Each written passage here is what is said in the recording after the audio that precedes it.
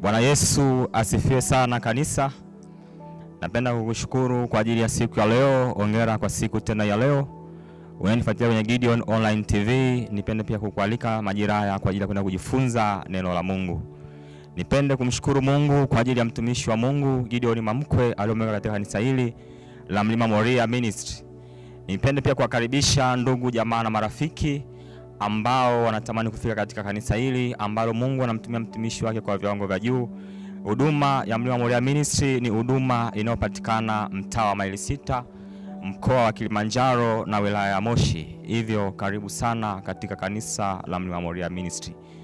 Ujumbe wetu wa siku ya leo unasema kwamba Yesu Kristo kama mjumbe wa Agano Jipya.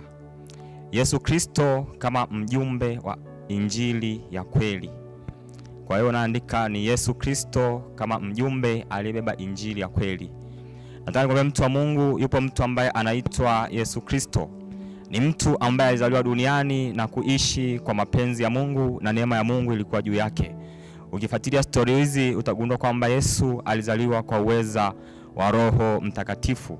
Akaja duniani, akafanyika mwili, akaishi kama mwanadamu hapa duniani na baadaye akafa, akafufuka. Naye ameketi mkono wa kuume wa Mungu Baba Mwenyezi.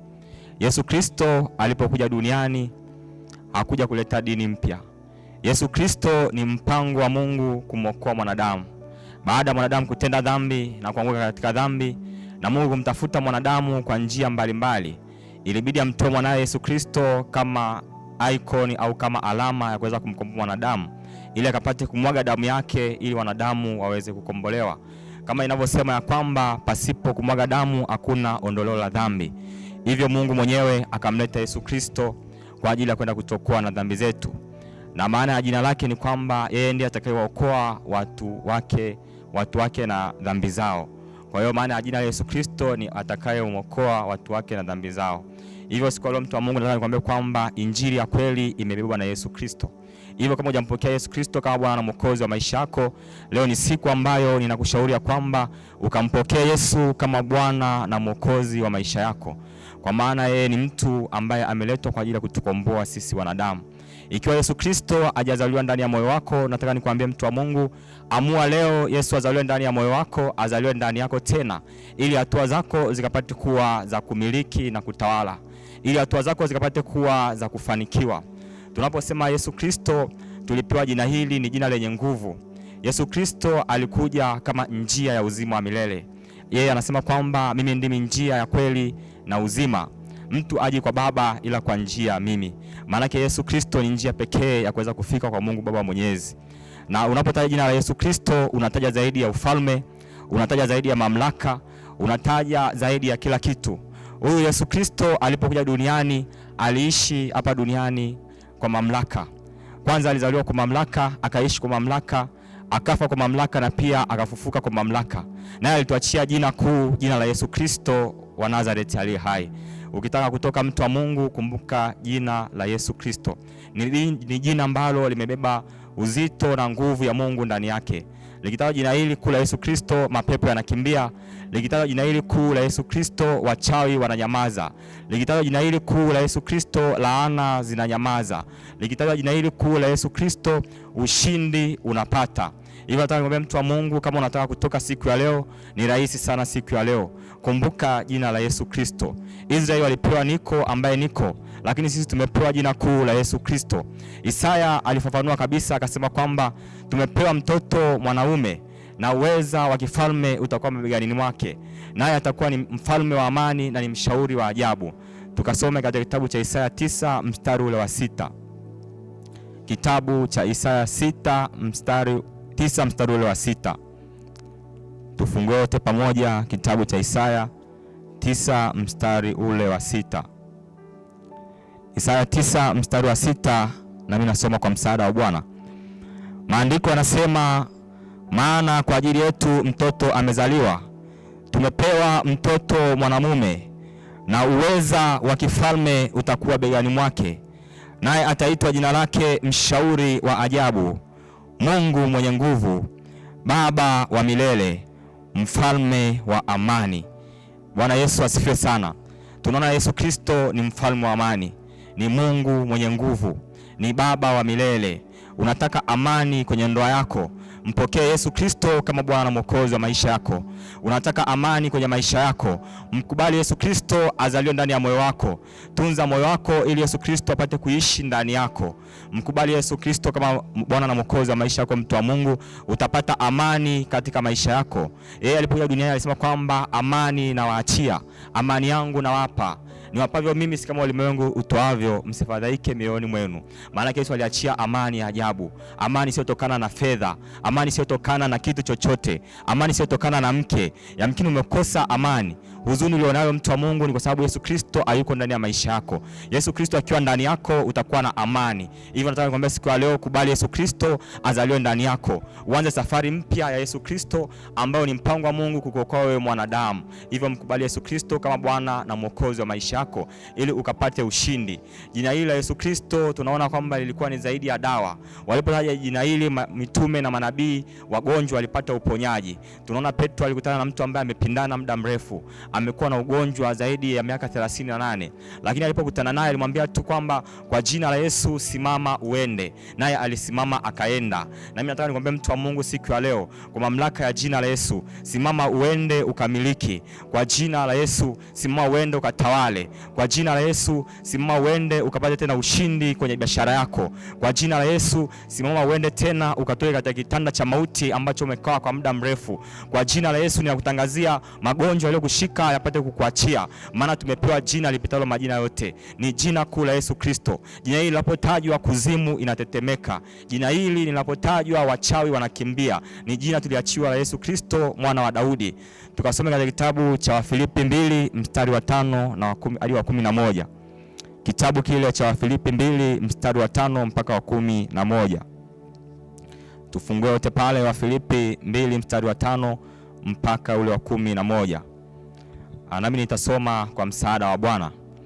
Maandiko yanasema, iweni na nia hiyo hiyo ndani yenu, ambayo ilikuwamo pia ndani ya Kristo Yesu, ambaye mwanzo alikuwa yuna namna ya Mungu, naye hakuona kule kuwa sawa na Mungu kuwa ni kitu cha kushikamana nacho, bali alijifanya kuwa hana utukufu, akatoa namna ya mtumwa, akawa ana mfano wa wanadamu. Tena alipoonekana ana umbo kama mwanadamu, alijinyenyekeza akawa mtii hata mauti, naam, mauti ya msalaba. Kwa hiyo tena Mungu alimwadhimisha mno, akamkirimia jina lile lipitalo kila jina, ili kwa jina la Yesu kila goti lipigwe, la vitu vya mbinguni na vya duniani na vya chini ya nchi, na kila ulimi ukiri ya kuwa Yesu Kristo ni Bwana, kwa utukufu wa Mungu Baba. Mshangilie Bwana.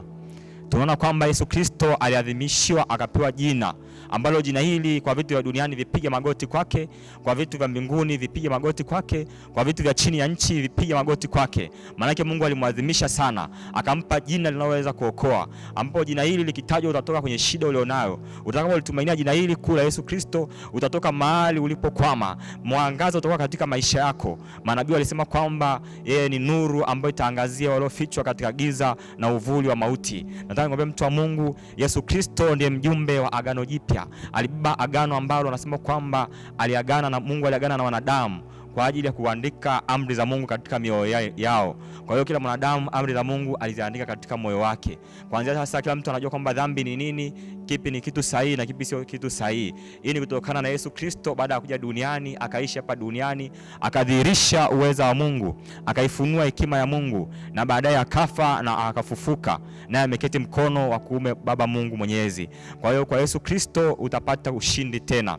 Yesu Kristo alipokuja duniani aliachia Roho Mtakatifu, ambaye Roho Mtakatifu ni kwa ajili ya kukuongoza wewe mwanadamu, ni kwa ajili ya kukusaidia wewe mwanadamu kuweza kusonga mbele.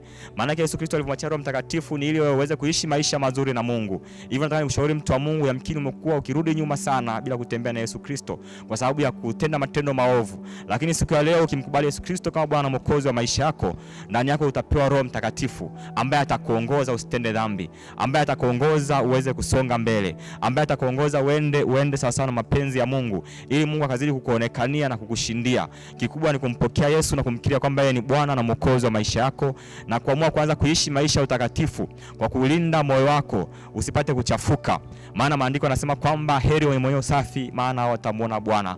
Maana yake mtu wa Mungu utakiwa kuwa na moyo mchafu. Inabidi ulinde moyo wako, usome neno la Mungu kila wakati ili upate kuwa na moyo mkamilifu na moyo safi mbele za Mungu, ili utembee na Yesu Kristo katika safari yako ya maisha. Maana yeye ni mshindi wa washindi. Yeye ni Mungu mwenye nguvu. Yesu Kristo alipokuja duniani alitupa nguvu ya kumkaribia Mungu. Yesu Kristo kabla hajafa na kuondoka, ilikuwa ni kazi kuweza kumfikia.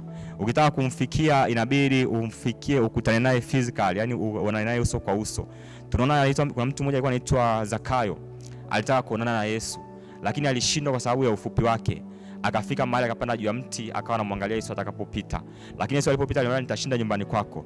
Lakini baada ya Yesu Kristo kufa na kufufuka, aliachia neema ya Roho Mtakatifu ili kila mtu yote atakayemuita na kumwamini apate kumkaribia Mungu. Ili kila mtu atakayemuita Yesu na kumwamini apate kufika kwa Mungu. Kwa hiyo siku leo nataka kukwambia mtu wa Mungu, popote unaponifuatilia, iwe ni mahali popote, iwe ni China, ukimuita Yesu anaitika. Iwe upo Tanzania, iwe upo nje ya nchi, iwe uko sehemu yote ile, ukimwamini Yesu Kristo kama Bwana na Mwokozi wa maisha yako, ukimuita kwenye tatizo lako, yeye atashuka. Ukimuita mahali popote pale, yeye atashuka. Ukilitumainia jina lake, atakupa nguvu ya kushinda na zaidi ya kushinda. Maana yeye alifungua hekima na mioyo ya wanadamu kwa ajili ya kumkaribia Mungu. Na yeye anasema kwamba yeye ni kiti cha rehema. Yeye ni Mungu ambaye anafanya upatanisho kati ya sisi na Mungu. Damu yake iliyomwagika msalabani kwa ajili ya kutukomboa sisi wanadamu, ili tupate kuwa safi, tuweze kumkaribia Mungu. Maandiko yanasema baada ya Yesu Kristo kufufuka, pazia la hekalu lilipasuka vipande viwili, ya kwamba alifungua pazia la hekalu kuruhusu wanadamu waweze kumkaribia Mungu. Hivyo mtu wa Mungu, nataka nikwambie kwamba siku ya leo mkubali Yesu Kristo kama Bwana na Mwokozi wa maisha yako, kwa sababu yeye amebeba injili ya kweli. Amebeba injili itakayomwokoa mwanadamu katika mikosi, katika laana, katika dhambi na katika kushindwa. Ukimwamini Yesu Kristo kama Bwana na Mwokozi wa maisha yako, utapewa nguvu ya kuwa mtoto wa Mungu. Na ukiwa mtoto wa Mungu, maana yake kila kitu cha Mungu kitakuwa cha kwako. Utakapokuwa mwana wa Mungu, atakupa vile vyote unavyohitaji. Utamwomba naye atasikia. Anasema utakaponiita atasema niko hapa mwanangu, unasema nini? Utakapolia naye atakujibu. Kwa hiyo mkubali Yesu Kristo kama Bwana na Mwokozi wa maisha yako. Katika Yohana pale 1 tunaona 12 anasema, bali wote waliompokea aliwapa uwezo wa kufanyika wana, ndio wale waliamini jina lake Yesu Kristo. Hivyo ukiamini jina la Yesu Kristo mwana wa Daudi, utapewa uwezo wa kuwa mwana wa Mungu. Unataka kuwa mwana wa Mungu, muamini Yesu Kristo kama Bwana na Mwokozi wa maisha yako. Omba Mungu au muombe Mungu, mkiri na kuamini moyoni mwako kwamba yeye alikufa na kufufuka, naye atakuwa Bwana na Mwokozi wa maisha yako. Atakupa nguvu ya kuwa mwana wa Mungu, na kila utakalomwomba yeye atakujalia, kwa sababu Yesu Kristo ni mkombozi wa ulimwengu. Yeye ni nuru kwa ajili ya wanadamu walioko katika giza na dhambi. Yeye amekuja kwa ajili ya kumtoa mwanadamu katika laana na mateso mbalimbali. Hapo mwanzo kabla Yesu hajafika, ilikuwa vigumu sana kumfikia Mungu. Ilikuwa ukitenda dhambi hauwezi kwenda kujisafisha. Ilikuwa unapomkosea Mungu ni mpaka uende kwa kuhani ukatoe mbuzi ya ng'ombe na damu za wanyama. Lakini sasa hivi iko damu iliyomwagika msalabani, ambayo ni damu ya Yesu Kristo, ambayo kwa damu hiyo sisi wanadamu tukimwomba yeye anatusafisha maovu yetu. Tunatakasika, tunapata tena amani mioyoni mwetu, tunapata tena furaha katika maisha yetu. Tunapata pia kumkaribia Mungu na kuzidi kusonga na kuishi maisha mazuri. Hivyo nataka nikwambie mtu wa Mungu, kubali sasa kutembea na Yesu. Kubali sasa Yesu azaliwe ndani yako. Kubali kuishi maisha matakatifu ili usifarakane na Mungu wako, kwa sababu ukishakuwa karibu na Yesu, ukiwa karibu na Mungu, vitu vyote vya Mungu vitakuwa karibu yako. Ukiwa karibu na Bwana au ukiwa karibu na Yesu, utakuwa karibu na fedha, utakuwa karibu na uzima, utakuwepo karibu na uzima wa milele, utakuwepo karibu na afya, utakuwepo karibu na kila kitu unachokihitaji. Maana yeye ni mwana wa Mungu, yeye ni mwanzo na ni mwisho, yeye ni Alfa na Omega. Hivyo mtu wa Mungu, tuinue mikono yetu kwa ajili ya kumshukuru Mungu, tukapate kumwomba Mungu kwa pale ambapo yamkini unahisi kabisa jina lako halijaandikwa katika kitabu cha uzima wa milele, au unahisi kwamba unataka kumpokea Yesu Kristo kama Bwana na Mwokozi wa maisha yako, au unatamani sasa ukaone maajabu na nguvu ya jina la Yesu katika maisha yako. Utakapolitumia jina hili likapate kuleta effect au matokeo chanya katika maisha yako, funga macho yako, inua mikono yako juu, tukapate kumwomba Mungu. Bwana Mungu wa mbingu na nchi, ninasema ni asante kwa ajili ya saa na majira ya mfalme. Tazama baba huyu, mama huyu ameinua mikono yake juu, mfalme wa amani. Na siku leo amejua kwamba wewe Bwana ni mjumbe wa injili ya kweli. Na wewe Yesu ulikuja duniani ili kumwokoa mwanadamu. Na ameinua mikono yake, anakiri kwamba wewe ni Yesu Kristo ni Bwana na Mwokozi wa maisha yake. Na anaomba umsaidie Bwana ili akapate kubadilika, ili akapate ushindi, ili akapate kusonga mbele pale ambapo alipokwama, ili akapate uzima wa milele, ili akapate amani yako Bwana. Tunaomba neema yako na fadhili zako, mfalme wa amani. Ukatujalie Bwana kuishi sawa sawa na mapenzi yako. Tutembee na wewe Bwana, tuishi na wewe Bwana, kwa maana wewe ni njia na kweli ya kutufikisha kwa Baba. Ni katika jina la Yesu Kristo nimeomba na kuamini. Amen.